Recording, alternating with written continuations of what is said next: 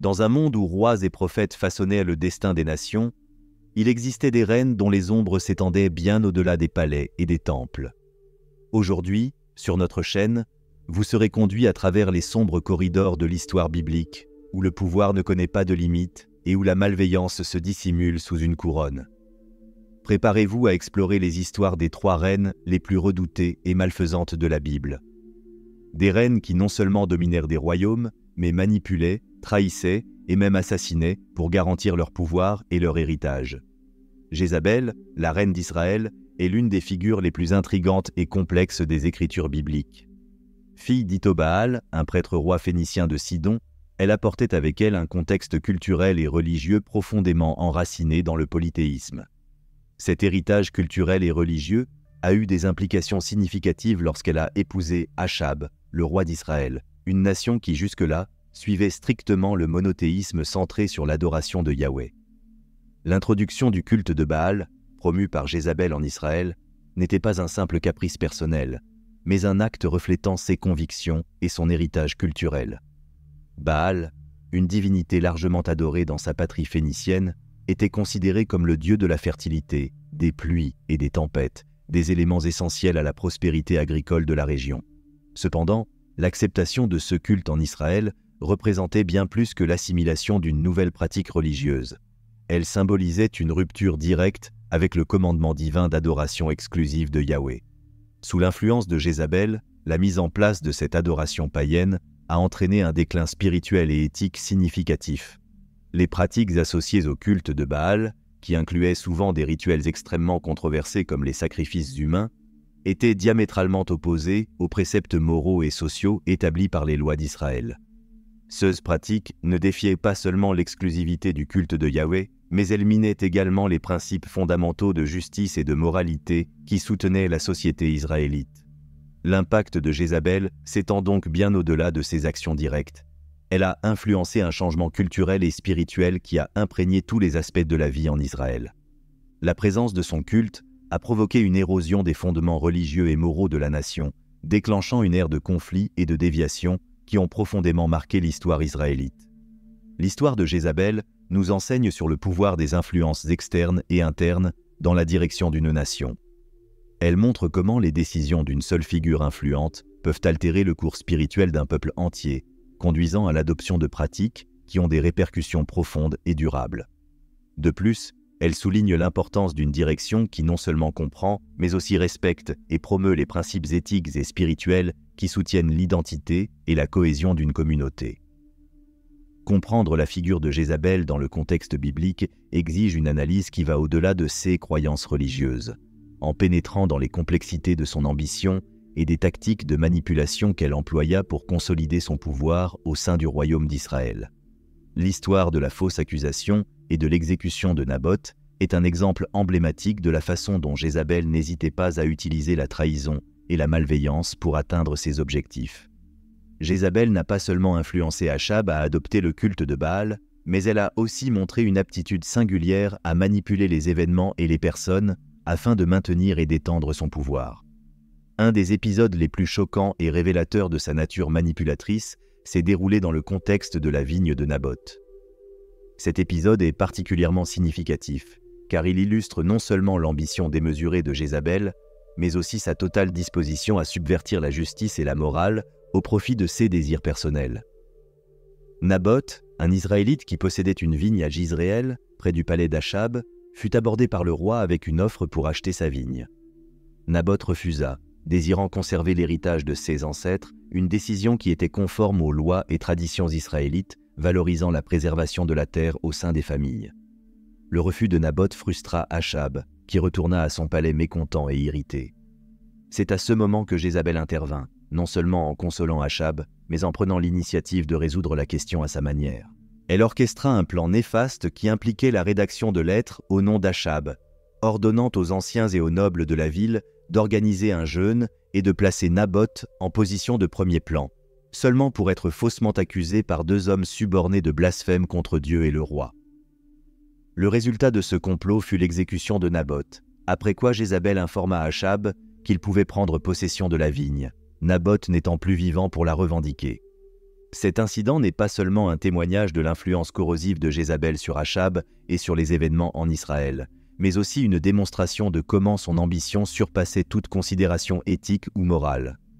Jézabel était prête à commettre un meurtre, une violation directe des commandements divins, pour satisfaire ses désirs personnels de pouvoir et de contrôle.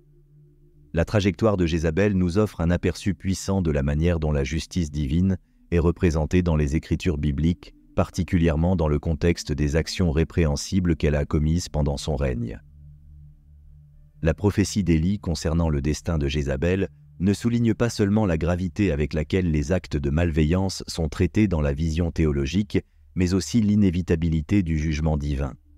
Jézabel, comme nous l'avons vu, fut une figure centrale dans la promotion de l'idolâtrie en Israël, en plus de ses actes de manipulation et d'injustice, comme l'assassinat de Naboth. Choix et actions n'ont pas seulement déstabilisé le royaume d'Israël en termes politiques et spirituels, mais ont également provoqué la colère de Dieu, comme narré dans le livre des rois. Élie, un prophète dont le ministère fut marqué par des confrontations directes avec l'idolâtrie promue par Achab et Jézabel, fut l'instrument à travers lequel la condamnation divine fut prononcée. La prophétie d'Élie, qui survint après des incidents particulièrement répréhensibles impliquant le couple royal, annonça une fin tragique pour Jézabel. Il prophétisa que Jézabel serait dévorée par des chiens à Jizréel, sans que personne n'enterre ses restes.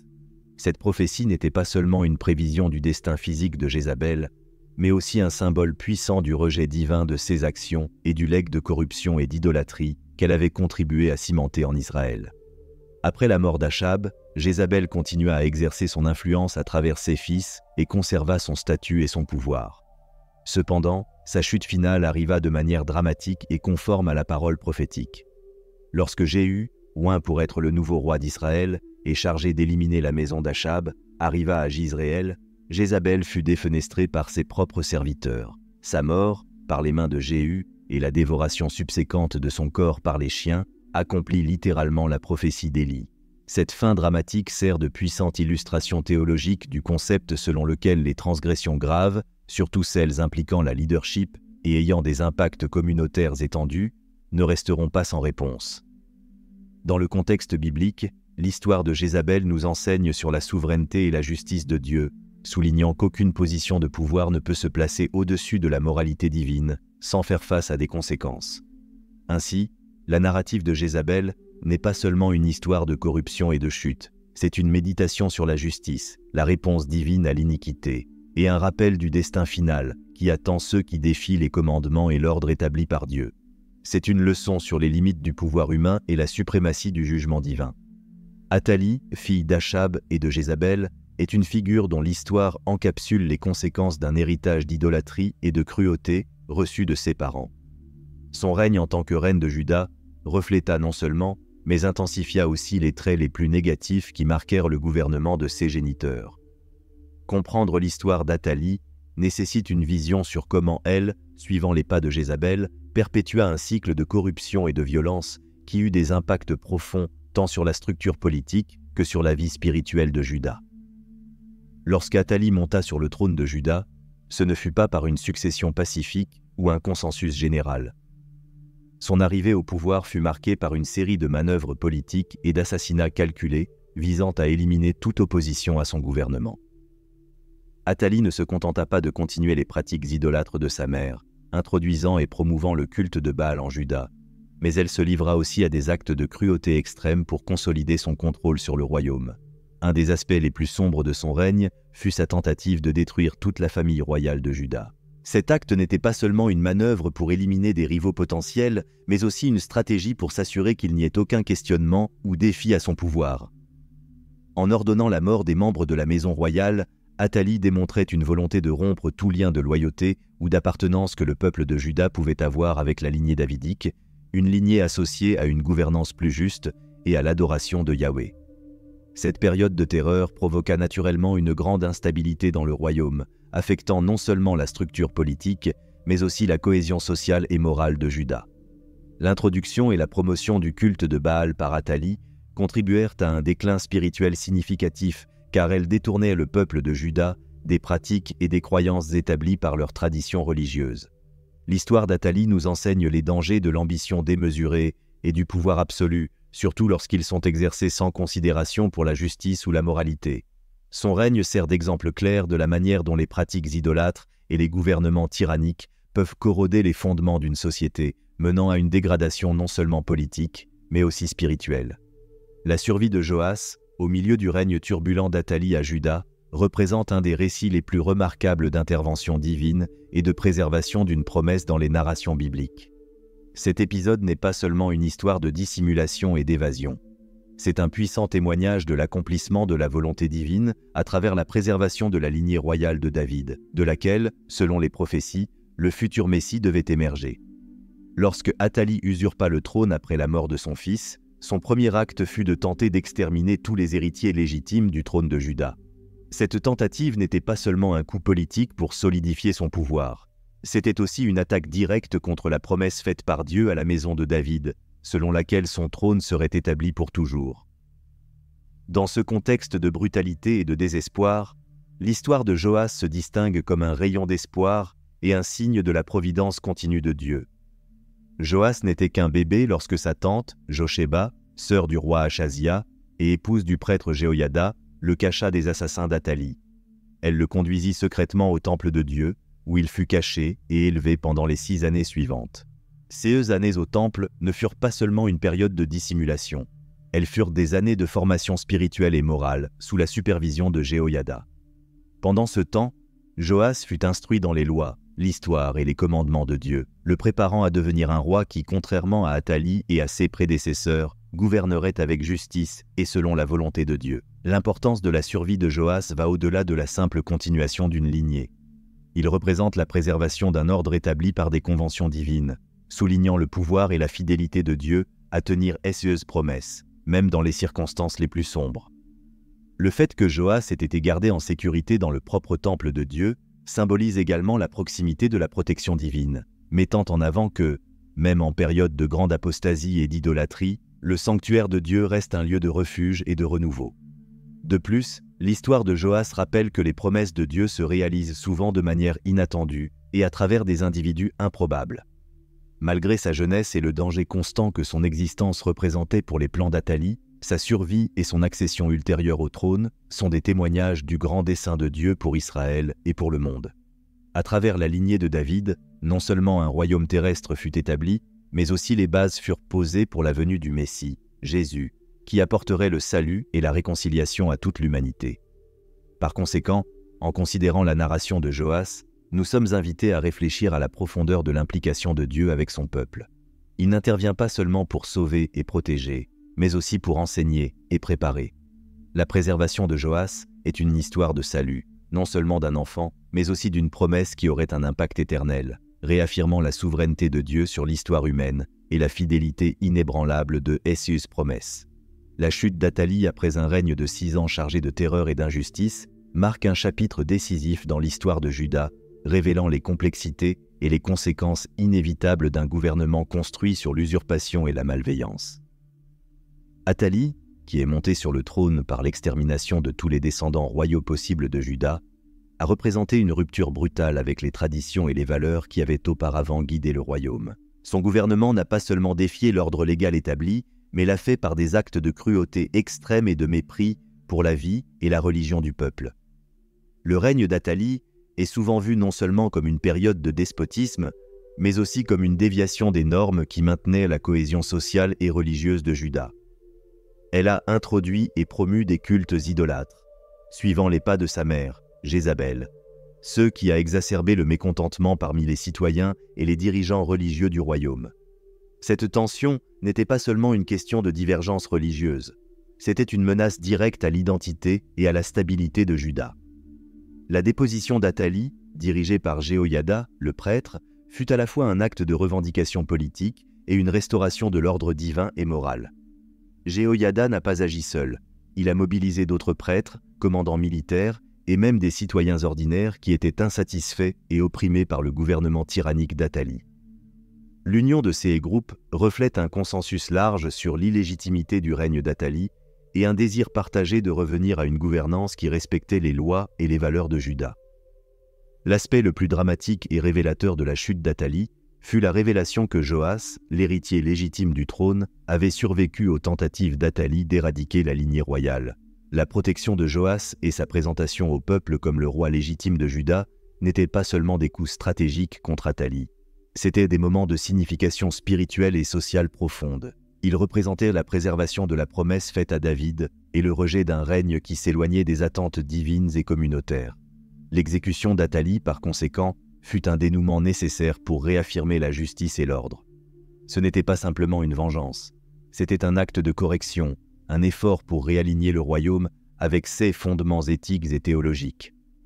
Cet événement a servi comme un avertissement clair que l'usurpation et le gouvernement par la peur et la violence sont incompatibles avec la durabilité et la stabilité d'un royaume. L'histoire d'Athalie enseigne une leçon puissante sur les dynamiques de pouvoir et de moralité dans le leadership.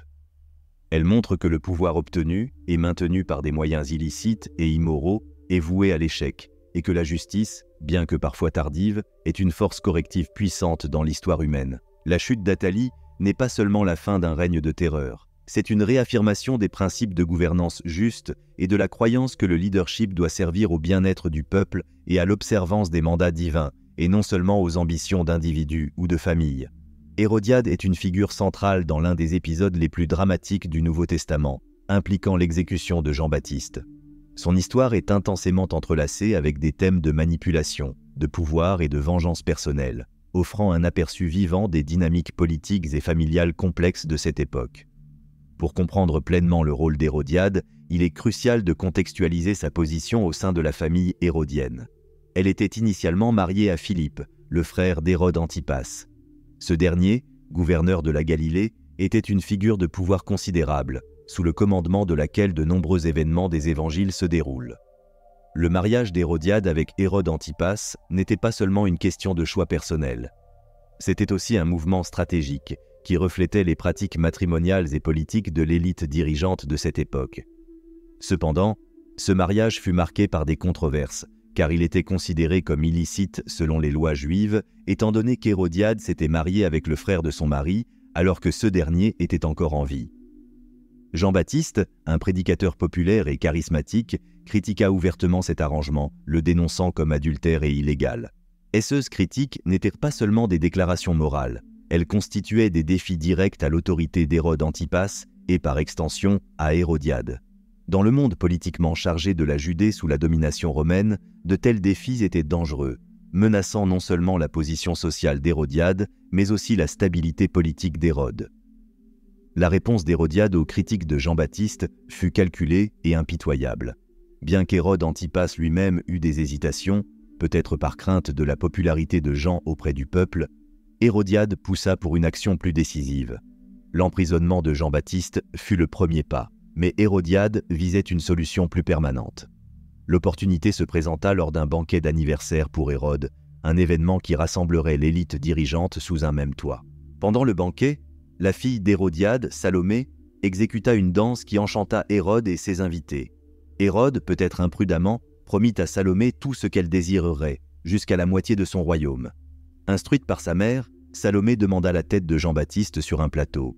Une demande qu'Hérode, bien que réticent et perturbé, accomplit pour tenir sa parole devant ses invités. La manipulation d'Hérodiade révèle une compréhension astucieuse des dynamiques de pouvoir et de l'importance de l'image publique parmi les élites dirigeantes. Son action ne fut pas seulement une vengeance personnelle contre une critique publique, ce fut une démonstration calculée de pouvoir et de contrôle, un message clair pour quiconque oserait défier sa position ou celle de son époux. À travers cet épisode, nous voyons comment Hérodiade utilisa son influence pour orienter les événements à son avantage, démontrant à la fois l'astuce et la dureté nécessaires pour naviguer et manipuler les hiérarchies complexes de pouvoir au sein du royaume hérodien. Elle émerge non seulement comme une figure de malveillance, mais aussi comme une joueuse habile dans les jeux politiques de son époque, dont les actions furent indiscutablement guidées par une combinaison d'ambition personnelle, d'acuité politique et d'une détermination implacable à maintenir sa position et son pouvoir. En réfléchissant aux histoires de Jézabel, Athalie et Hérodiade, nous trouvons une riche tapisserie de thèmes théologiques et moraux qui traversent les Écritures. Ces trois figures bibliques, chacune remarquable par son pouvoir, sa manipulation et ses actions souvent désastreuses, fournissent une vision profonde des interactions complexes entre le pouvoir humain la trahison et les conséquences inévitables qui surviennent lorsque les commandements divins sont écartés au profit d'ambitions personnelles. Ces femmes émergent dans leurs récits respectifs non seulement comme des agents de leur propre volonté, mais aussi comme des exemples des profondes dysfonctions qui se produisent lorsque les limites éthiques et spirituelles sont dépassées. Chacune d'elles, dans son propre contexte, a exercé une influence substantielle et, parfois, incontrôlée, qui a conduit à des conséquences tant personnelles que communautaires. Jézabel, par exemple, a poussé son mari, Achab, à adopter et à promouvoir l'adoration de Baal, ce qui a provoqué l'une des crises d'idolâtrie les plus graves dans le royaume d'Israël. La manipulation et l'assassinat perpétrés sous son influence ont entraîné une époque d'instabilité et de souffrance pour le peuple d'Israël. La réponse divine à ces actions est venue par l'intermédiaire du prophète Élie, qui a annoncé non seulement des désastres naturels, comme une grande sécheresse, mais aussi la fin tragique que Jézabel rencontrerait, être dévorée par des chiens, une fin qui symbolise un rejet total par l'ordre divin et naturel. Athalie, suivant les pas de sa mère, Jézabel, n'a pas seulement perpétué l'idolâtrie, mais a aussi tenté de détruire toute la lignée royale de Juda dans sa quête pour consolider le pouvoir. Son règne de terreur est une étude de Kéa sur les conséquences de tenter de subvertir l'ordre divin établi, ce qui a culminé avec sa propre déposition et mort, restaurant la lignée davidique qu'elle avait tenté d'éteindre. Cette restauration n'est pas seulement un retour au statu quo, mais une affirmation que la justice divine prévaudra malgré les manipulations humaines. Hérodiade, quant à elle, illustre le danger d'utiliser le pouvoir à des fins personnelles de vengeance. Sa manipulation d'Hérode Antipas et l'assassinat subséquent de Jean-Baptiste sont des actions qui reflètent une déviation profonde des principes éthiques et moraux. L'exécution de Jean-Baptiste, un prophète appelant à la repentance et à la moralité, marque un point de bascule qui souligne la gravité avec laquelle la transgression est vue aux yeux de Dieu et des hommes. Les histoires de ces reines ne sont pas seulement des récits sur des individus en position de pouvoir, elles sont des leçons sur les complexités du pouvoir humain et sa capacité à corrompre. Plus profondément, elles enseignent sur l'inévitabilité de la justice divine. Dans ces histoires, nous voyons que la rébellion contre les commandements de Dieu et les principes moraux ne conduit pas seulement à la ruine personnelle, mais a le potentiel de déstabiliser des sociétés entières. Elles servent de rappel sévères et nécessaires que les actions ont des conséquences et que, bien que le pouvoir humain puisse sembler dominant pour un temps, la justice divine est ultime et décisive. Et ici nous concluons notre voyage en explorant les histoires de Jézabel, Athalie et Hérodiade, trois figures qui nous enseignent des leçons précieuses sur le pouvoir, la trahison et les conséquences de la rébellion contre les principes divins et moraux. J'espère que cette vidéo vous a apporté une nouvelle perspective sur la façon dont l'histoire et la théologie s'entrelacent pour offrir des aperçus profonds sur la condition humaine et la justice divine. Si vous avez trouvé de la valeur dans ce contenu, s'il vous plaît, laissez un like et partagez vos réflexions dans les commentaires. Je veux savoir comment ces histoires impactent votre vision du monde et votre compréhension des textes bibliques. Et bien sûr, si vous n'êtes pas encore abonné à la chaîne, abonnez-vous maintenant pour ne pas manquer nos futures vidéos qui continueront d'explorer les riches et complexes narrations qui façonnent notre foi et notre compréhension spirituelle. N'oubliez pas d'activer la cloche pour recevoir des notifications à chaque fois que nous publions une nouvelle vidéo. Votre interaction est cruciale pour nous et aide à apporter encore plus de discussions enrichissantes à notre communauté. Merci d'avoir regardé et à la prochaine vidéo.